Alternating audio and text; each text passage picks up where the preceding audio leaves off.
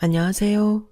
오늘도 사연 살롱을 찾아주셔서 감사합니다. 저는 서울 서초구에 사는 30대 초반의 여성이에요. 저는 몇 달 전 저에게 일어난 일을 여기 채널의 애청자분들에게 이야기하려고 해요.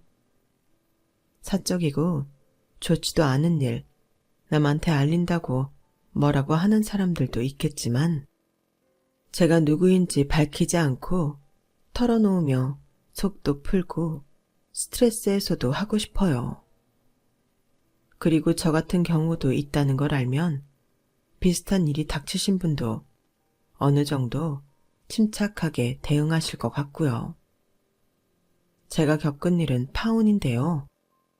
말도 안 되는 억측 때문에 파혼을 당했다가 바로 한 방 먹이고 대차게 남자놈을 차버렸어요. 어떻게 된 일인지 지금부터 본격적으로 이야기 시작해 볼게요. 요즘은 남자든 여자든 외모나 성격, 취향이 자기와 맞는지만 따지는 게 아니라 상대의 능력이나 안정적인 조건 같은 걸 보잖아요. 인생 선배님들 이야기 들어보면 예전에는 여자들이 남자 능력 같은 거 많이 봤다던데 꼭 그렇지만도 않은 것 같아요. 그리고 이제는 남자들이 더 대놓고 여자의 경제적 능력을 계산하는 시대가 되지 않았나 싶어요. 그걸 뭐라고 할 수 없는 게 한 번 사는 인생의 배우자인데 함께 고생하느니 꽃길 걷고 싶은 건 다 같은 마음이니까요. 저 역시 상대에게 끌리는 마음 말고도 살펴본 게 있었어요. 하지만 그렇다고 해도 좋아하지도 않는 사람을 조건 때문에 억지로 끼워 맞춰서 사랑한다고 스스로 세뇌시키며 만난 적은 단 한 번도 없었어요. 최소한의 조건이야 보겠지만 어찌 됐든 그 사람을 사랑한다는 게 최우선이 되어야 한다는 믿음이 있었어요. 저와 결혼할 뻔했던 남친도 저는 호감과 끌림 때문에 선택했고 그 사람의 성실함이 더해져 결혼을 결정하게 됐던 케이스였어요. 저는 중학생 때 아빠가 돌아가셔서 엄마와 여동생 이렇게 여자 셋만 있는 집인데요. 엄마는 제가 좋다고 하면 저를 믿고 긍정적으로 바라봐 주시는 분이었어요. 동생이 저와 엄마가 보지 못하는 부분들을 집어냈고요. 어쩌다 보니 이렇게 역할이 정해졌는데 그게 나쁘지는 않더라고요. 여동생은 제 남친에 대해 굉장히 신중했고 엄마는 성실한 것과 저와 잘 맞는다는 제 말에 남친을 받아들이셨어요. 언니, 그래도 결혼은 더 생각해 보는 게 낫지 않겠어? 언니 나이가 결혼 급한 것도 아니잖아. 일도 잘하고 있고. 결혼하면 일이고 뭐고 내 맘 같지 않다던데. 아무리 그 오빠가 괜찮아도 나는 신중했으면 해. 그 오빠 땡땡 법무법인 인턴 변호사랬지? 거기서는 사람이 좀 답답하다고 하더라. 정말 그럴까? 엄마는 어떻게 생각해? 진이 말에 마음이 흔들릴 정도면 좀 더 생각해보는 게 맞고 명희 네가 남자친구에 대한 믿음이 더 크면 잘 해보는 게 낫다고 생각한다. 사람 인연이라는 게 그렇게 쉽게 오는 건 아니거든. 어느 쪽이든 네가 결정하면 엄마는 너무 이상하지만 않으면 받아들일 거야. 근데 언니 남자친구가 겉보기에만 착하고 속으로는 우리 재산 보고 언니랑 결혼하는 거면? 엄마, 그러면 결혼 안 시킬 거지? 결혼하는 데에 양쪽 집 재력을 아주 안 볼 수는 없겠지. 그런데 그 집도 무슨 실내 골프장 한다고 하지 않았어? 돈이 아주 아쉬운 집은 아닐 거고. 그러면 사람 됨됨이를 보면 돼. 만약에 진이가 말한 대로라면 어떻게든 알게 되겠지. 명희 너는 네 남자친구랑 서로 의지하며 아껴주고 살 수 있는지 그걸 잘 고려해봐. 그러면 될 거야. 엄마. 나도 선우 오빠 성실해서 그게 제일 믿음직했어. 내가 만나봤던 남자들 중에 제일 낫다 싶어. 이기적으로 군 적도 없었고 나한테 잘 맞춰줬거든. 이런 대화들이 오가며 결혼에 대해 여러 생각을 하고 있는데 어느 날 남친이 제게 정식으로 프로포즈를 했어요. 영희야, 나 너랑 살고 싶어. 둘이 좋은 가정 꾸리자. 좋아, 오빠. 나도 오빠만한 사람 없을 것 같아. 결혼해.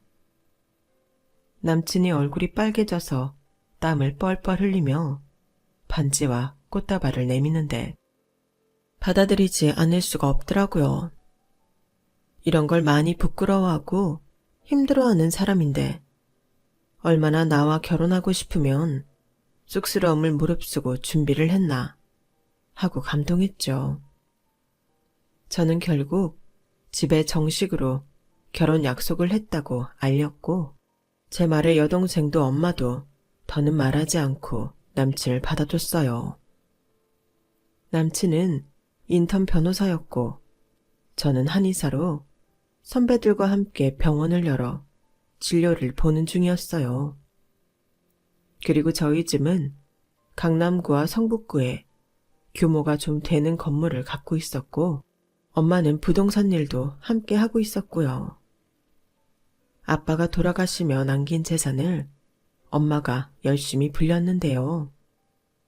엄마가 외할아버지한테서 받은 꽤 많은 땅을 판 것과 합쳐 아파트나 땅을 샀다가 값이 오른 후 파는 식으로 자금을 모아 큰 건물 2개를 갖게 됐죠. 이렇게 되기까지 엄마의 노력이 굉장히 컸어요. 엄마 혼자 딸 둘 키우며 이만큼 이뤄놓은 건 정말 대단하다고 생각해요. 아무튼 저희 집에서는 남친 집이 실내 골프장을 갖고 있다니 어느 정도 여유는 있으리라 생각한 것도 있었어요. 저도 마찬가지였고요. 막연하게 남친도 그 집 부모님도 그렇게 생각할 거라 믿었어요. 먼저 남친 집에 인사를 하러 갔을 때에 남친 아버지도 소탈해 보였고 분위기가 나쁘지 않았어요. 남친 어머니는 좀 화려하기는 했지만 저는 개인 취향을 갖고 왈가왈부하지는 않았기 때문에 별 다른 생각이 들지 않았어요. 나이 들었어도 화려할 수 있으니까요. 남친 어머니는 얼핏 쌀쌀맞은 인상이었지만 그걸 지을 만큼 잘 웃으시고 저한테 잘 해주셨어요. 남친한테는 누나가 한 명 있는데 결혼해서 해외에 있어서 나중에 결혼식 때에나 올 수 있다고 했고요. 우리 선우짝이 집에 오다니 어째 감개무량하다. 내 아들이 벌써 이럴 나이가 됐나? 실감나지 않고 말이야. 그래도 어디서 이렇게 똑 떨어지게 예쁜 아가씨를 골랐을까? 내 아들이지만 여자 보는 눈은 있어. 한의사라니 머리도 좋을 테고. 우리 선우도 아가씨 어머니 마음에 들어야 할 텐데. 좋아해 주시겠지? 저희 결혼 약속 전이지만 엄마랑 오빠랑 같이 만난 적 있어요. 엄마는 선우 오빠 좋다고 하셨으니 염려 마세요, 어머니. 아우, 그래, 다행이다. 이렇게 예쁜 딸 홀로 키우시느라 애 많이 쓰셨겠어. 여동생은 로스쿨 다닌댔지? 집안이 머리가 좋네. 우리 손주 공부 걱정은 안 해도 되겠다. 좋게 봐주셔서 감사합니다, 어머님, 아버님. 제 말에 남친 아버지도 흡족한 표정으로 허허 웃으셨고 저희는 화기애애한 분위기 속에서 이야기를 나눴어요. 그러다가 남친 어머니가 대뜸 저희 엄마에 대해 물어봤어요. 어머니가 무슨 건물을 갖고 있다고 했지? 어디랬지? 성북구? 네, 맞아요. 엄마는 건물에서 나오는 새 받고 계세요. 저는 굳이 더 큰 건물이 있다고 덧붙이지 않았어요. 거기서 괜히 그런 말하는 게 좋을지 나쁠지 몰랐거든요. 분위기라는 게 있는 건데 제가 자랑하는 것처럼 보이면 좋았던 대화 자리가 썰렁해질 수도 있잖아요. 어차피 결혼 약속도 했고 차차 남친한테도 강남구 건물과 엄마 부동산 사무실에 대해서도 말하려고 했었는데 그때는 어째 말할 타이밍이 아닌 것 같아 가만히 있었죠. 그럼에도 남친 부모님은 아주 만족스러운 얼굴이었어요. 특히나 남친 어머니는 갑자기 눈을 번쩍 빛내시는데 솔직히 약간 소름 돋았어요. 선우가 너 데려다 주러 니네 동네 갔다가 놀랐다고 하더라고. 거기 진짜 부자들만 사는 곳이라던데. 어머니 건물도 꽤 크다면서. 원래 집안에 재산이 좀 있었어? 네, 할아버지도 외할아버지도 저희에게 물려주신 게 있었어요. 역시 있는 집 자식들이 다르긴 다르네. 어머니가 아주 고상하고 우아하시겠어. 저희 엄마는 편한 게 제일 좋다는 주의세요. 아마 길에서 보면 그냥 평범한 동네 아줌마로 보일 거예요. 하긴 선우가 그런 건물주로 안 보이게 아주 소탈하시더라는 말은 했었다. 근데 니네 성북구 건물 보고 아주 놀랐다던데. 너도 참 너다. 그런 큰 건물이면 좀 더 내세워도 될 텐데. 선우는 그냥 웬만한 원룸 빌라 같은 건물 정도인 줄 알았다가 많이 놀랐었대. 나도 우리 아들이 그런 큰 건물주 딸하고 결혼한다니 얼떨떨하고 믿기지가 않더라. 물론 우리도 어디서 빠지지 않는 집이야. 너도 알지? 우리 실내 골프장 하는 거. 돈 있는 손님들도 꽤 있거든. 아무튼 이렇게 인연이 됐으니 서로 맞춰가며 잘했으면 좋겠다. 그럼요, 어머니. 당연히 그래야죠. 제 말에 남친 어머니는 그 자리에서 예단으로 원하는 브랜드를 적은 메모를 저한테 넘겨줬어요. 내가 강요하는 건 아니고 이 정도면 서로가 불편하지 않고 웃으며 결혼식 잘 마무리할 수 있지 않나 싶어서 그래. 물론 집은 우리가 마련하겠지만 가구나 혼수 이런 건 전통적으로 니네가 해도 되는 거겠지? 요새는 반반 어쩌고 하지만 나는 기왕 이렇게 서로 부족할 것 없는 집안에서 너무 깐깐하게 굴지는 않았으면 좋겠다. 네, 어느 정도 감은 갖고 있었어요. 엄마랑 잘 상의해 볼게요. 그렇게 말하고 집에 왔는데 남친 어머니가 바라는 브랜드는 꽤나 비싼 명품이어서 고민이 되긴 하더라고요. 이 정도면 집안에 들여놓는 가구든 뭐든 웬만한 거 갖고는 안 될 것 같다는 생각도 들었고요. 물론 제가 비싼 걸로만 해가야 하는데 내 돈 가지고는 부족하니 돈 보태달라고 엄마한테 말하면 엄마는 해주실 게 분명했어요. 하지만 저는 웬만하면 제 힘으로 준비하고 싶었고 신혼집에 어울리지 않게 너무 비싼 건 사고 싶지 않았어요. 예단도 남친 어머니가 원하는 것보다 조금 가격대가 낮은 걸 했으면 좋겠는데 어떻게 말해야 할지 모르겠더군요.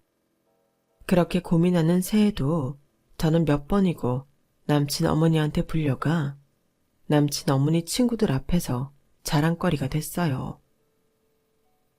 우리 선우 짝, 내 며느리 되래야. 얘가 한의사고 얘 동생은 로스쿨 다닌대. 미래의 변호사 아니겠어? 우리 사부인이 엄청난 큰 건물주야.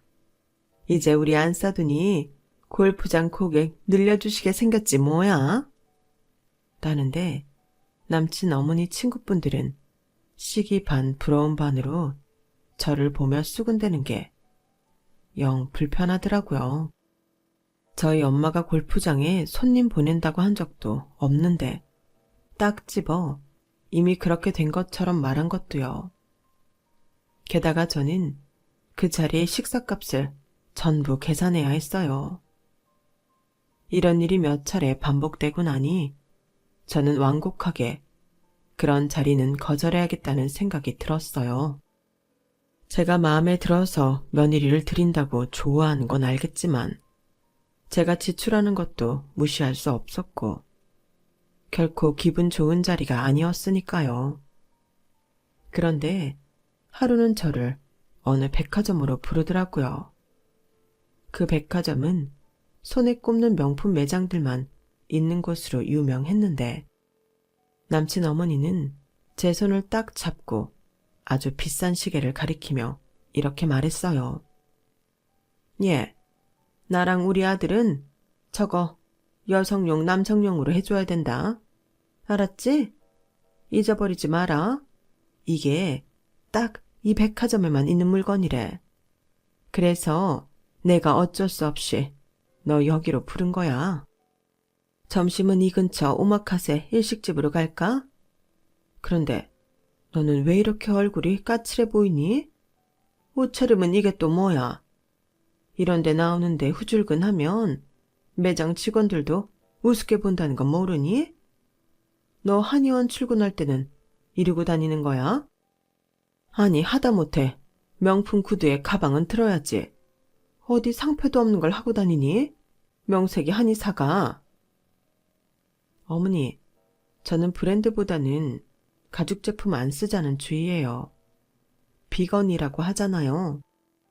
가방이나 구두도 되도록 동물 가죽 아닌 걸로 사서 쓰거든요. 오빠가 얘기 안 했나 보네요. 그런 브랜드 중에서 저한테 어울릴 만한 걸로 골라서 사요. 아니, 암만 그래도 이런 데 나올 때도 그렇고 앞으로 우리 친척들도 만나고 해야 되는데 그럴 때도 뭔 비건인지 싸구려 같은 거 하고 다니면 안 되잖아. 웬만하면 오늘 가방하고 구두는 좀 사가지고 들어가라. 어머니, 비건이라고 해도 고급 제품도 많아요. 제가 들고 있는 것도 싼 거 아니에요. 이해해 주세요. 아니다. 그건 아니야. 우리 체면도 있는데 너 앞으로 너 편한 대로만 살 거야? 그건 아니지. 결혼이라는 건 서로 맞추는 건데 네 시부모 입장도 생각해야 되지 않겠어? 라며 막무가내로 저를 명품 매장으로 끌고 가서 가방하고 구두를 골라 떠안기더라고요. 그런데 그걸 남친 어머니가 사주는 것도 아니고 저더러 계산하라는 거였어요. 거기에 자기 가방까지 얹어서요. 나 이거 전부터 마음에 들었던 건데 오늘 같이 하면 되겠다. 여기 이거 다 같이 계산해 주세요. 고맙다. 잘 들고 다닐게. 너무 기가 막혔지만 직원들이 다른 손님들이 들어와서 바빠지길래 어쩔 수 없이 계산을 해야 했어요. 물론 그러는 제 표정이 좋지만은 않았을 거고요. 남친 어머니는 신이 나서 쇼핑백을 휘두르며 백화점을 나섰어요. 근데 말이야, 니네 어머니도 꾸미는데 관심 없으셔? 보통 이런 건 딸들이 엄마 영향을 받을 것 같아서 물어보는 거야. 네, 엄마도 명품 브랜드에 관심 없으세요. 굳이 비싼 거 찾지 않아도 옷감 좋고 바느질 잘 된 좋은 거 사서 입으세요. 저도 그렇고요. 몸 아프신 환자분들 한의원 오셔서 한의사 옷 보는 일이 있겠어요. 옷도 가운으로 다 가려지는데요. 그래도 그거 아니다 너. 사람은 자기 지위에 맞는 격이라는 게 있는 거야. 네가 안사돈한테 못 배웠으면 나한테 배우면 되겠구나. 오늘 이왕 나온 김에 쇼핑 좀 더 하고 들어가자. 라며 막무가내로 저를 다시 백화점으로 끌고 들어가시길래 오늘은 잠깐 나온 거라 병원에 들어가야 한다고 겨우 거절했어요. 남친은 자기 엄마 혼수에 크게 신경 안 쓸 거라고 했는데 전혀 아니니 저는 당황스러울 수밖에 없었어요. 하나뿐인 아들이 결혼을 하니 그럴 수도 있겠다 하며 이해하려고 했지만 제가 그날 같이 백화점 쇼핑을 안 했다고 앞으로 같이 다닐 쇼핑 목록을 저한테 보내신 건 진짜 황당했어요. 그리고 저한테 전화가 걸려왔어요. 예, 너 내가 보낸 문자 받았지? 그건 내가 너 품격 갖춰주느라 보낸 거고 신혼집 혼수 말이야. 그거 나랑 같이 사러 다녀야겠다. 너 하는 거 보니까 어떤 거 고를지 뻔하게 보인다. 아무리 니들 취향이 있어도 집에 놓고 쓰는 물건들은 손님들도 오고 할 텐데 허접한 거 절대 안 된다. 이렇게 본격적으로 간섭을 하니 저는 남친에게 불평을 했고 남친은 자기 엄마가 크게 잘못하지도 않았는데 왜 그러냐고 해서 처음으로 싸우기까지 했어요. 애초에 네가 엄마한테 맞춰주는 척이라도 했으면 안 그러셨을 거야. 네가 너무 네 고집만 부리니 어른 보시기에는 안 좋아 보일 수도 있지. 솔직히 나이 드신 분들 볼 때 네가 하는 게 마냥 좋아 보이기만 하겠니? 뭐야 오빠? 그 말은 오빠도 내가 하고 다니는 게 별로라는 거야? 아무리 그래도 명품 위주로 이제는 청담샵으로만 다니려고 하시는데 나는 그런 옷이고 구두고 가방이고 필요 없다고. 본인이 필요 없다는데 왜 그러시는 거야? 내가 방금 말했잖아. 어른들 볼 때 네가 하고 다니는 게 좋아 보이면 그랬겠냐고. 그게 꼭 명품이어야 해? 그렇게 비싼 걸 해야 되냐고. 그리고 어머니 그런데 갈 때마다 꼭 어머니 거 하나씩 끼워서 계산하게 하시더라. 지금 시어머니 거 결제한 것만 얼마인 줄 알아? 나 평생 이렇게 사치품에 돈 써본 적 없어. 너 그러니까 우리 엄마가 너 살 때 물건 몇 개 좀 같이 계산해 달랬다고 그거 가지고 그러는구나. 하, 너 심포 좀 고쳐. 아무리 그래도 네 시어머니 되실 분인데 그게 아까워? 뭐? 지금 말 다 했어? 저희 싸움은 갈수록 커져만 갔고 서로 감정이 상한 가운데 저는 시어머니한테서 또 가구 보러 가자는 독촉 전화를 받았어요. 저는 이대로는 안 되겠다 싶어서 계속 학회가 있어서 시간이 안 나니 나중에 하겠다고 말씀드려 겨우 미뤘고요. 그런데 시어머니가 이런 말을 하는 거였어요. 내가 어제 오늘 니네 건물 가봤거든? 근데 참 관리도 잘 되어 있고 깨끗하더라. 그게 세가 다 얼마니? 그 건물에 평원들도 있던데 니네 한의원도 거기 들어가지 그랬어. 그러면 세도 아끼고 좀 좋니? 한의원은 저 혼자 하는 게 아니고 선배님들하고 같이 의논해서 결정한 거라서요. 저희 시작할 때는 엄마 건물에 빈자리도 없었어요. 그런데 댁에서 먼데? 거기까지 가셨어요? 아니, 궁금하잖아. 사돈될 집 건물이 어느 정도인지 알아는 봐야지. 거기 지나다니는 사람들한테 이게 나중에 우리 아들이 물려받을 거라고 말하고 싶어. 입이 근질거리더라고. 내가 너무 좋아서 막 웃음이 나니까 다들 쳐다보고 말이야. 저는 여기서 또 한 번 확 깨더군요. 아니, 누구 건물을 누구한테 준다는 건지, 어떻게 그걸 자기 아들이 물려받을 거라고 생각하는지 김칫국도 너무 심한 거 아닌가요? 점점 남친한테도 남친 어머니한테도 정이 떨어지고 있었지만 곧 함께 옷을 맞추기 위해 만나기로 한 날이 되었어요. 상견례 날은 갑자기 남친 누나가 한국에 오겠다고 하는 바람에 좀 뒤로 미루고 그 전에 같이 옷을 맞추며 만나자고 했었거든요. 저희는 한복만 하려고 했는데 남친 집에서 양복도 같이 맞추자고 우겨서 어쩔 수 없이 따르기로 했어요. 그것도 마음에 들지 않았어요. 남자 집에서 우기면 여자 집은 맞춰줄 수밖에 없는 건지. 제가 불편한 티를 내자 엄마는 이렇게 말씀하시더라고요. 결혼 전에 괜히 이런 걸로 트집 잡히면 나중에 너만 피곤해. 우리가 못할 처지도 아는데 웬만하면 해가자. 그래야 네 신상에도 좋아. 아무리 지금은 선우나 그 어머니나 좋아 보여도 살다가 기분 상하면 이런 거 갖고도 싸우게 되거든. 네가 아예 싸움의 땔감이 될 것 만들지 말아야 돼. 라며 좋은 게 좋은 거라며 저를 달래셨어요. 그래서 저와 제 여동생은 엄마와 함께 남친 가족을 만나려고 강남의 부티크에 갔어요. 저희는 생전 그런 데 가본 적도 없는데 그것도 남친 어머니가 가자고 해서 가게 된 거였거든요. 남친 아버지는 자기는 굳이 양복까지는 안 해도 된다고 했다네요. 남친과 남친 어머니만 나와 있더라고요. 그래서 말인데요.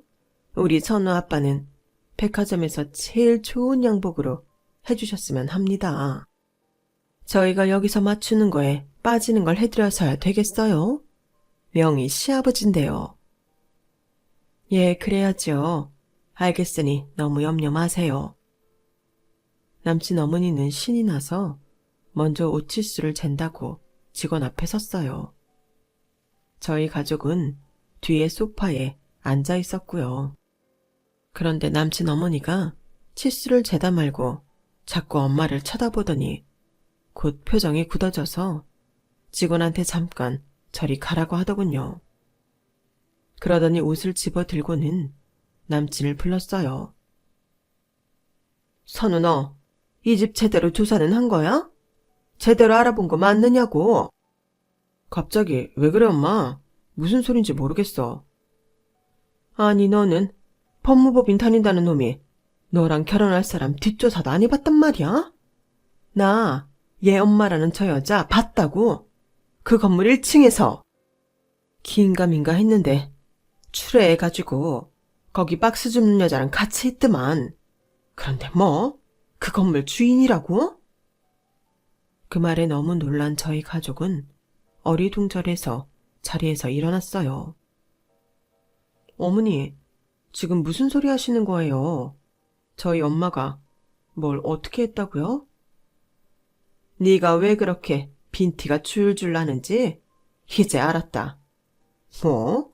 비건? 가죽 제품을 안 써? 웃기시네. 쓸 수 없어서겠지? 너네 정체가 뭐야? 네 엄마 건물주 아니잖아. 내가 분명히 봤다고. 네 엄마 박스 주워서 정리하는 거. 엄마가 박스 주워다 고물상 갖다 주는 집이면 말 다 했지. 선우 너는 이거 말만 듣고 덥석 결혼 결정하면 어떡해? 하마터면 깜빡 속아 넘어갈 뻔했잖아. 그 말에 여동생이 화가 잔뜩 나서 한마디 했어요. 잠깐만요 아줌마. 지금 말 다 했어요? 우리 언니가 아줌마 아들을 속이기라도 했다는 말인가요? 그게 아니면 뭐니? 됐다. 아, 어쩐지. 혼수 보러 다니는 것도 자꾸 피하고 물건 사는데도 쪼잔하게 굴더라. 진짜 부자면 이럴 리 있겠어? 얼른 가자니까. 네 누나한테도 비행기표 취소하라고 해. 이 결혼 없던 걸로 합니다. 알았어요? 명희 너 우리 선우한테 들러붙을 생각하지 마. 내가 가만 안 둘 테니까. 남친 어머니는 저희 말을 들으려고 하지도 않았어요. 게다가 남친 역시 저를 혐오스러운 표정으로 보고 있었고요. 그동안 싸운 게 많아 감정이 쌓인 데다 자기 엄마가 저희가 거짓말했다고 하니 아주 꼴보기도 싫은가 보더군요. 저는 그런 남친의 표정에 충격을 받았고요. 아무리 그런 게 아니라고 말하려고 해도 듣지를 않는 남친 어머니와 남친이 막 샵을 나가려고 할 때였어요. 홀이 어수선하니 안에서 부티크 사장인 디자이너가 나왔는데 그 사람은 엄마를 보자마자 얼른 와서 90도로 인사를 했어요. 어머, 임 사장님, 저희 샵에는 어쩐 일이세요? 이제 드디어 저희 옷 입기로 하신 거예요? 아, 진작에 저희 옷 좀 입으시라고 그렇게 말씀드렸는데. 그 말에 남친 어머니와 남친은 놀라서 디자이너를 쳐다봤어요. 아, 뭐 그러려고 했는데 오늘은 일단 가야겠네요. 좀 시끄러운 일이 생겨서. 소름 피워서 미안해요. 이봐 자네, 여기 전화해보든가 찾아가 봐. 라며 엄마는 엄한 목소리로 남친에게 명함을 던져주고 저희 자매를 데리고 샵을 나왔어요. 그건 엄마 부동산 사무실 명함이었죠. 그 명함을 보던 남친 어머니와 남친은 믿을 수 없다는 듯 디자이너를 쳐다보았고 남친 어머니는 디자이너와 이야기를 하는 모습이 보였어요. 남친은 명함을 보며 거기에 적힌 곳으로 전화를 하는 것 같더군요. 저희 엄마는 휴대폰뿐 아니라 사무실 전화번호도 적어놨거든요. 그 모습을 보며 저는 남친에 대해 완전히 마음을 접었어요. 남친도 지 엄마랑 똑같이 저희 집을 돈줄로 봤다는 게 느껴졌거든요. 그리고 의심한 것도 똑같았고요. 저희가 막 차에 올라타려는데 남친이 헐레벌떡 뛰어와서 저희 차 앞을 가로막았어요. 저희가 잘못 알았어요. 저희가 실수한 것 같아요. 명희야, 우리 엄마가 뭔가 한참 잘못하셨던 것 같아.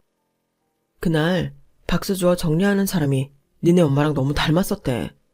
사람을 잘못 본 거니까 나와서 오해 풀고 다시 옷 맞추자. 웃기시네. 오해 같은 소리 한다. 옷은 너나 맞춰 입어. 나 니네 엄마가 오늘 우리 엄마한테 그리고 나랑 내 동생한테 한 거 절대 못 잊어. 감히 우리를 사기꾼 취급해? 니네 엄마 입으로 이 결혼 깼고 나야말로 제발 좀 떨어져 줬으면 해. 엄마는 큰 소리로 호령하셨어요. 진이야, 얼른 가자. 그냥 밀어버리든가 해. 장모님, 죄송해요. 저희 무례를 용서해 주세요.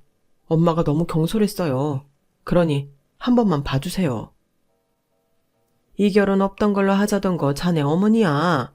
그리고 나 이렇게 사람 겉모습 가지고 판단하는 집안에 명품만 찾고 그걸로 사람 품격 따지는 시어머니한테 우리 명이 못 보내. 내가 미쳤다고 그런 집에 우리 딸을 줘? 나 그날 박스 주운 거 맞아. 그 동네에 박스 주우시는 어르신이 있어서 그 건물 관리 만나러 갈 때 도와드리고 있어. 그분도 작은 빌라 3채 가진 알부자야. 자네, 그런 일 하는 사람은 사람도 아니라는 거지. 자네 어머니도 그렇고 나는 그렇게 겉으로만 번드르르한 집에 가서 우리 명이 물드는 거 싫으네. 아, 저리 비키지 못해? 그러자 여동생이 차 경적을 막 울렸어요. 저리 비켜요. 우리 진짜 화나면 막 나가는 수 있으니까. 이보세요, 김선우 씨. 당신 조심해. 그 법무법인에 내 선배들이 얼마나 많은지 알아? 내 동생 말에 얼굴이 하얘진 남친은 그제야 아차 싶나 보더라고요. 제 동생이 꽤 괜찮은 로스쿨 다닌다는 걸 새까맣게 잊고 있었나 봐요. 그러자 이번에는 남친 어머니가 와서 허리를 굽히며 사과했어요. 아니 사부인, 저 부티크 건너편 저 큰 건물도 사부인 거라면서 그건 왜 말씀 안 하셨어요? 저희 잠깐 얘기 좀 해요. 아까 분명히 그쪽이 결혼 없던 걸로 하자고 했잖아요. 저희가 사기꾼 집안이라면서요. 저는 이런 경솔하고 경박하고 것에 걸친 것만 신경 쓰는 천박한 집안하고 사돈 안 맺습니다. 우리 명희도 마음 접었으니 그쪽도 잃어버리세요. 제가 정말 잘못했어요. 오해해서 죄송해요. 그 사과는 받을 테니 이제 그만 물러서세요. 아, 정말 이게 아닌데. 이러는 게 아닌데. 사부인, 제발 노여움을 푸세요. 네? 하지만 저희는 모두 같은 마음이었어요. 다시는 이 인간들과 마주치고 싶지도 않았어요. 이보세요. 박수 죽고 있으면 그 사람은 건물 있으면 안 됩니까? 그 사람들이나 우리나 크게 다를 거 없어요. 어찌 보면 나는 좀 운이 좋았을 뿐일 수도 있으니 그거 감사하며 가진 거 허투루 쓰지 않고 사는 거죠. 이런 기본적인 마음도 없는 집안에 내 딸을 어떻게 보내나요? 됐으니 다른 데에 가서 알아보세요. 선우 자네, 내 딸 찾아와서 괴롭히기만 해. 내 가만 안 있을 테니까. 알았어? 엄마의 대쪽 같은 음성에 남친은 몸을 움츠렸고 남친 어머니는 어쩔 줄 몰라 발만 동동 굴렀어요. 저희는 그런 두 사람을 뒤로 하고 차를 타고 나왔고요. 뒤에서 아주 방방 뛰는 두 사람을 보자니 헛웃음이 나오더군요. 그렇게 돌아온 후 저는 상견례 장소 예약부터 취소하고 남친한테 정식으로 모든 게 끝났다는 문자를 보냈어요. 엄마와 여동생은 오히려 잘 됐다며 미안해하는 저를 다독였죠. 잘 됐다. 그런 집 시집갔으면 너 고생 엄청 했을 거야. 이렇게 결혼 전에 알고 깨진 게 100번 잘 된 거다. 맞아 언니. 어떻게 우리 엄마한테 그럴 수가 있어? 아니, 박수 좀 주었다고 그렇게 사람 취급도 안 하다니. 김선우, 그 사람도 아주 웃기더라. 나 가만 안 있을 거야. 선배들한테 전부 말할 거야. 진이야, 내가 네 말 안 듣고 결혼 결정해서 이런 일 생겼어. 정말 미안해. 엄마 미안해. 이런 일 당하게 해서. 그런 말이 어딨어. 괜찮아. 이거 다 조상님이 우리 도우시는 거다. 맞아 언니. 이거 앞으로 진짜 좋은 남자 만나려고 액땜한 거야. 그러니까 너무 자책하지 마. 푹 자고 다 잊어버려. 없던 일로 해. 엄마와 여동생 덕에 저는 마음을 빨리 정리할 수 있었지만 남친은 저에 대한 미련을 버리지 못하고 좀 질척댔어요. 그럴 수밖에 없었겠죠. 겉보기랑 다르게 계산해서 저를 만났던 것 같은데 쉽게 놓아지겠어요. 하지만 저는 칼 같은 데가 있어서 그 후 남친을 단 한 번도 본 적이 없었어요. 미안하다며 한의원까지 찾아와도 만나주지 않았죠. 그러자 집에 와서 좀 시끄럽게 굴더라고요. 저 인사드리러 왔어요. 저 좀 다시 받아주세요. 제가 정식으로 사과드리고 앞으로의 일에 대해 의논하고 싶어요. 그러자 열받은 여동생이 남친한테 꽃병에 있던 물을 쏟아 부었어요. 우리 언니가 미쳤니? 너랑 무슨 앞으로의 일을 의논해? 저는 흥분한 동생을 안으로 들여보내고 남친한테 말했어요. 나는 한 번 정놓은 사람 다시는 안 봐. 너도 마찬가지야. 너랑 만났던 시간이며 에너지 너무 아까워. 그게 제일 미치겠고 너에 대해 요만큼의 정도 없으니까 다시는 찾아오지 마. 그랬다가는 진짜 국물도 없을 줄 알아? 남친은 물벼락을 맞은 채 어쩔 수 없이 돌아갔는데요. 그 후 남친 어머니가 자기 아들 물벼락 맞았다며 정신적 피해 보상에 감기 걸린 치료 비용 내놓으라며 저한테 악을 쓰며 전화를 해대더라고요. 제가 사람 같지도 않아서 상대 안 하니 문자까지 보냈고요.